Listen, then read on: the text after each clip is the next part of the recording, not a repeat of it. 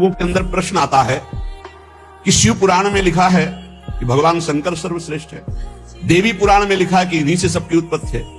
आप गणेश महिमा को देखो तो यम ब्रह्म स्वम ब्रह्म सब कुछ, जिस पुराण को देखो उसी से सृष्टि हुई है। इसका मतलब क्या है? गलत है क्या?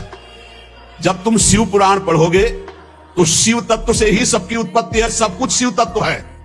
पढ़े हैं जैसे आप कहा भगवान शंकर ने चिद चिद लक्षणम सर्वम राधा कृष्णमयम जगत, ऐसे कहा गया है हे भगवती हे भगवान, आपसे ही सृष्टि प्रकट है शिव पुराण में, क्योंकि जितनी माताएं वो सब भगवती हैं और जितने पुरुष हैं वो सब हे भगवान शिव आपका ही स्वरूप है।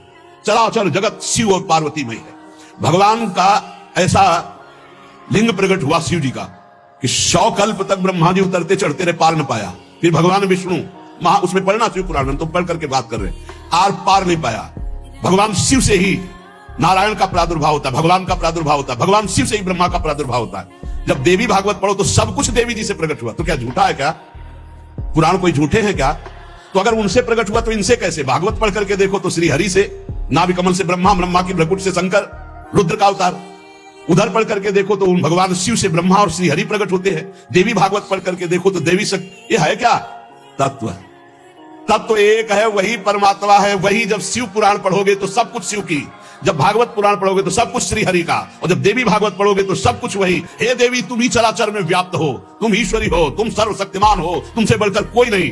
क्या समझते हो? जो जहां है वही परम तत्व है और वो वही सब कुछ है। इधर से हम देखेंगे तो कृष्णाकार, उधर से देखोगे तो शिवाकार, उधर से देखोगे तो दुर्गा में, उधर से देखोगे काली में। जो बोलो वही परम तत्व है। पर जब हम लीला का गायन करते हैं तो लीला में विभाग हो जाता है। वही एक परमात्मा, वेद कहता है एक ओहम बहुश्यामा, मैं एक बहुत रूपों में हो जाऊं। अब वही परमात्मा शासक बन गया, वही शासित हो गया, वही धर्मात्मा बन गया। उसी के छाती से धर्म प्रकट हुआ, उसी के पीठ से अधर्म प्रकट हुआ। अधर्म करने वाला दंडनी हो गया, धर्म करने वाला बंदनी हो गया। लेकिन दंडनी और बंदनी में दोनों में एक तत्व विराजमान। तत्व में अंतर नहीं। ये जो समझते नहीं ना, लीला को समझते नहीं है और तत्व को समझते नहीं, तो ये झगड़ा करने लगते हैं कि शिव को छोटा कैसे कह दिया। पूछो शिव जी से जाके।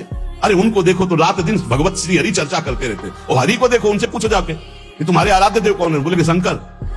हरि से पूछो कि तुम्हारा गुरु कौन? बोले शंकर। और शंकर जी से पूछो तुम्हारा आराध्य देव, बोले हरि।